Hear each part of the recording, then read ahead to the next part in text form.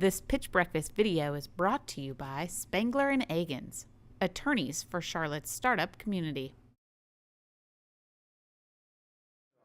Good morning, Charlotte. How are y'all? Good. Y'all awake? Good. My name is Parker Moore. I'm Jonathan Peterson. And we are the co-founders of Trux on Trux. We've just got a short amount of time with you this morning, so let's just dive right in. Trux on Trux, this is kind of what it sounds like. We're a mobile tuxedo rental service that primarily caters to high schools for prom, college formals, and occasionally the wedding here or there. So let's just tackle one of those, just kind of tell you a little bit more about how we work with each individual kind of segment of our market there. So let's take high schools, for example. We're really like the Jostens of tuxedos. We're going to be in the school setting up a fitting day in partnership with the high school. The fitting is free. Students can come by during their lunch. We've been set up in their gym, their cafeteria, wherever they want us, really. And we're doing fittings for every guy who thinks they may be going to prom. They got to find a date first, right? And then we're back. If they order online, mom and dad, they can order online at our website, tuxontrux.com. And then we're back at the school's campus the Wednesday or Thursday, the week of prom, delivering the tuxedos to the students who ordered those with us. Monday after prom, we're back at the school yet again to pick up the tuxedo right there at the school. So it's really a one-stop shop. The students got to be in school, right? You should be at least. And the parents love us at the high school level. College, just to quickly cover that, college is much easier, we find. College guys have that credit card burning a hole in their pocket, and they're going to formal events all the time. Whether it's their own fraternity formal or their date's formal, they rent from us quite frequently. And so we are in about 5 college campuses today with about 35, closer to 40 high schools across the state of South Carolina predominantly at this time. And weddings are a little bit more case-by-case basis, as you might have expected there.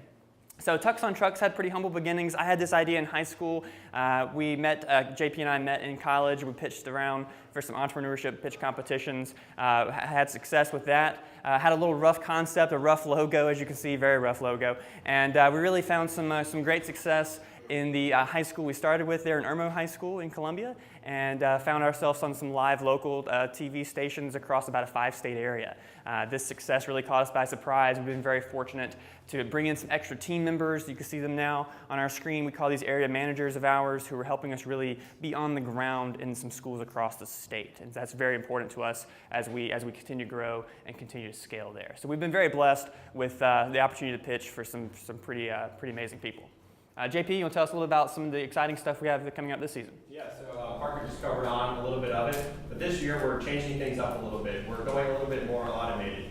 So as a user, you just go onto our website, tuxontrux.com, and you'll go on, view our various styles online, pricing at $165 for each tuxedo. That includes everything that you have on hand. The average retailer price for a designer tuxedo is $185, so we're trying to undercut it a little bit there, but we provide a value to yourself. Once you place your order for your tuxedo, you will be prompted with a few questions to answer just about your size, your build shape, your height and weight, and then we'll take care of everything else on the back end from you. Then once we have your information, we'll pick out your sizes, we'll ship them to your door, and you don't have to do anything else besides look great for your next event. So that's kind of what we're doing for this next year. So we are still going to be in the high schools, but we're trying to reach every single person that we possibly can. Because the high schools are pretty awesome where we can have a captive environment of about 60 to 100 guys every single time. But we also want to get out to every single customer out there to lower our customer acquisition costs that we talked about earlier. One of the exciting things we have working for us this season for our very first time working with them this year is we're really partnering with Jostens. As I mentioned earlier, we want to be associated with them, and we want to be the tuxedos of that kind of space. So we are working with a South Carolina chapter. It's a franchise business, Jostens is. And so they are in about 75, 80 high schools across South Carolina, and we're literally going to be at the same table with them. This gives us great credibility. We have students actually thinking we're a part of Jostens, and I'm like, yes, this is exactly what we want the student to believe, because it really is the same business model in a lot of ways. And so we're really excited to see what their advice and kind of their support this coming season can bring to us. We are looking for a $50,000 kind of investment here as we kind of do some pitching across the region. $50,000, we're working with iHeartMedia to put together a great digital marketing platform. We can really do a lot. We find that our most difficult segment to reach is the high school parent. because they are actually the buyer. The son is the user and the wearer of the tuxedo, obviously. But getting home to mom and dad, we were very fortunate to have high school partners with that. But digital marketing can go a long way, and the $50,000 budget we have with iHeartMedia is what we're kind of working toward today. With that, we really greatly appreciate being here this morning, and we're looking forward to the panelists' questions and from the audience as well. Thanks so much. Thanks, guys.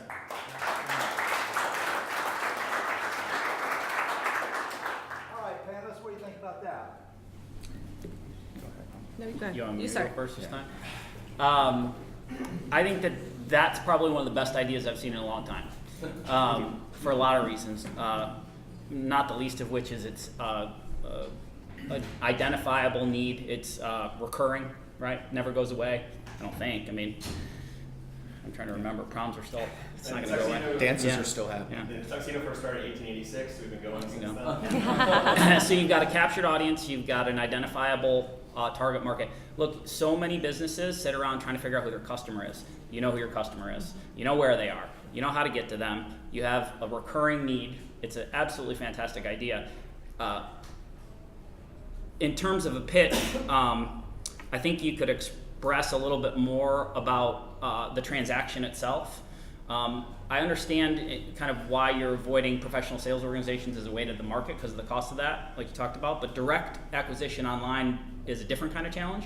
So I'd like to understand in your pitch a little bit more about what that looks like and what the conversion is, what the potential is there. I'd like to hear some more metrics. You know, again, you know, the average school can, make us X amount of revenue, this many conversions, we retain them year over year at a rate of X, like the things that build up the math to it. I mean, I think gives you a really good kind of, especially with the small sum of money you're going after, gives you a really good kind of, I think, message and development.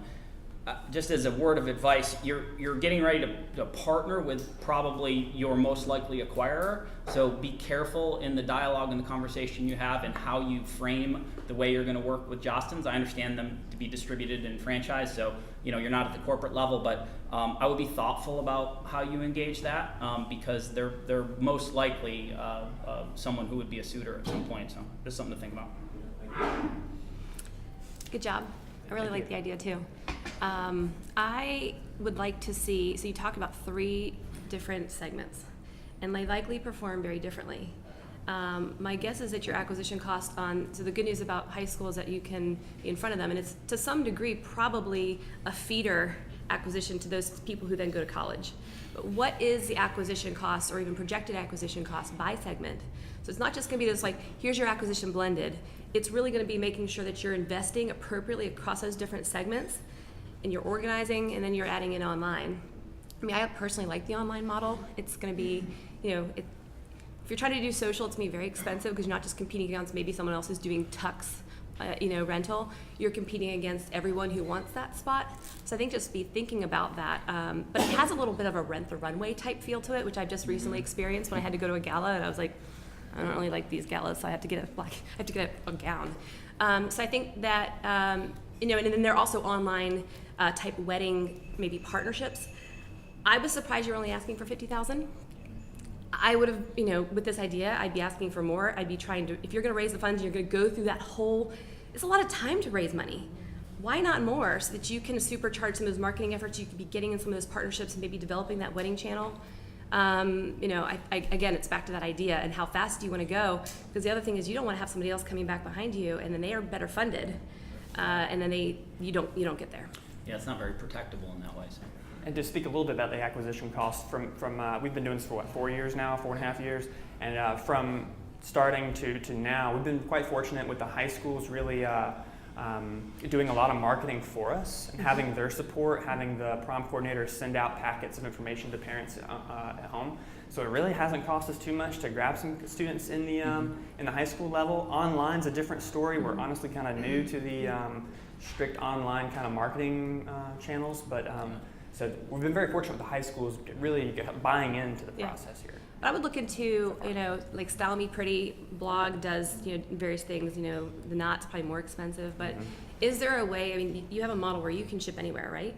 And well, I guess it's Trux on Trux, but if you're, like, you can ship anywhere, right?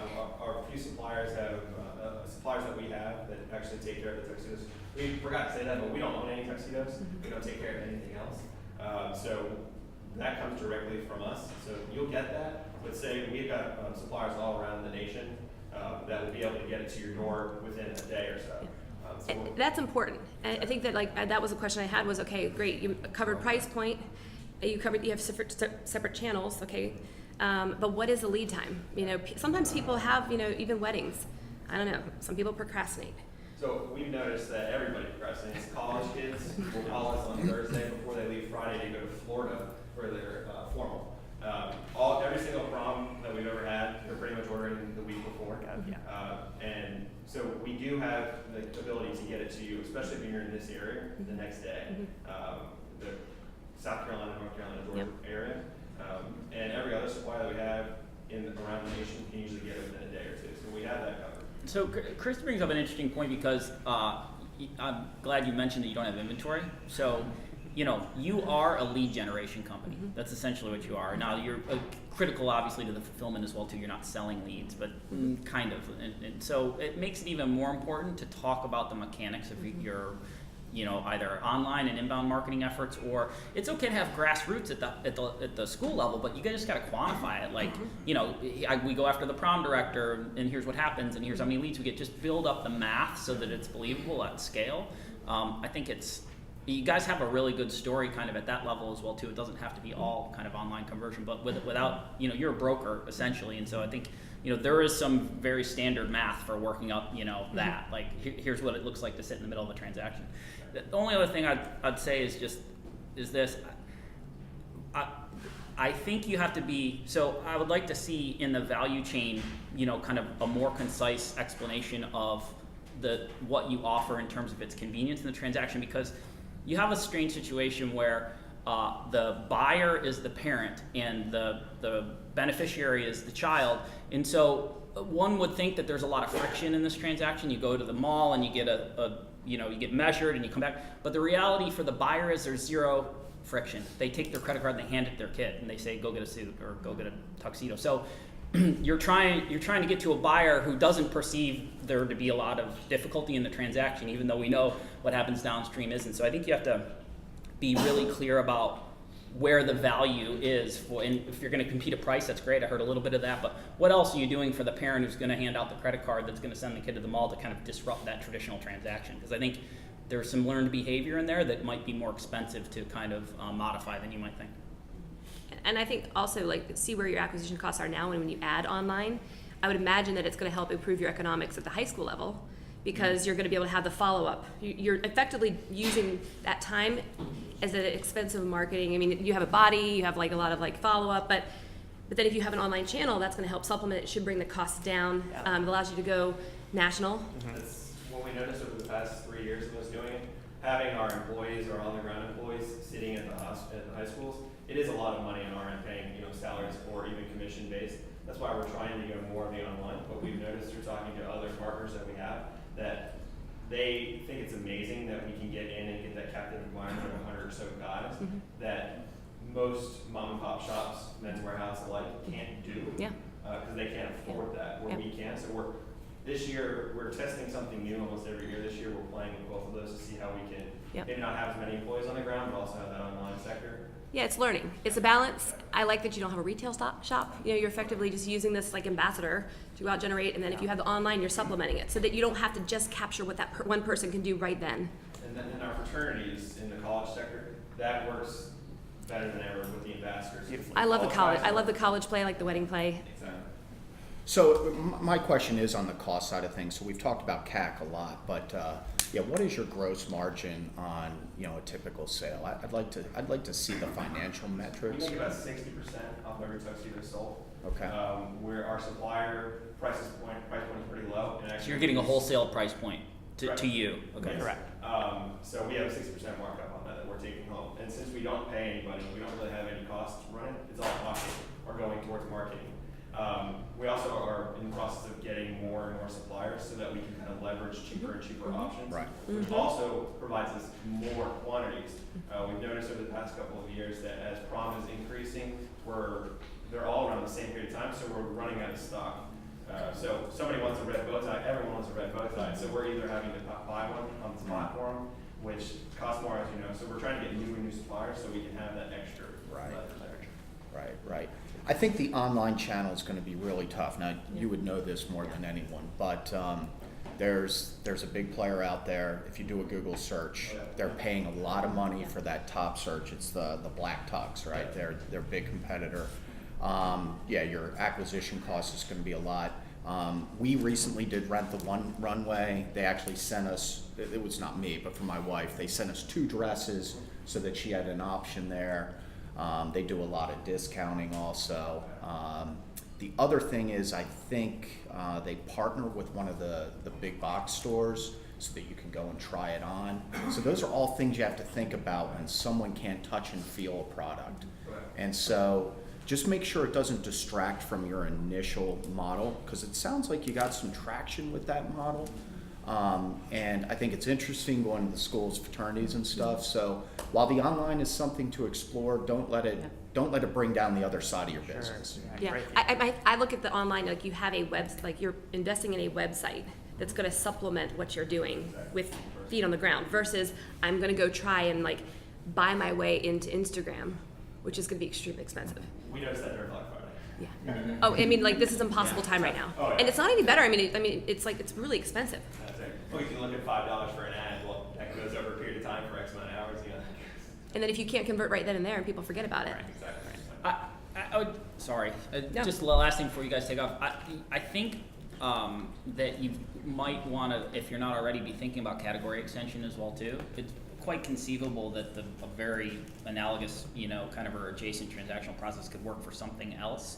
I don't know if it's a suit instead of a tuxedo, or something else in the apparel industry that is special or boutique or occasional rather than something that people need all the time. But if you get that right, and you're dealing kind of in a broker sense, and so you've got pretty decent access to distribution, I think you might find something else to do that might be not higher margin, but a higher price point.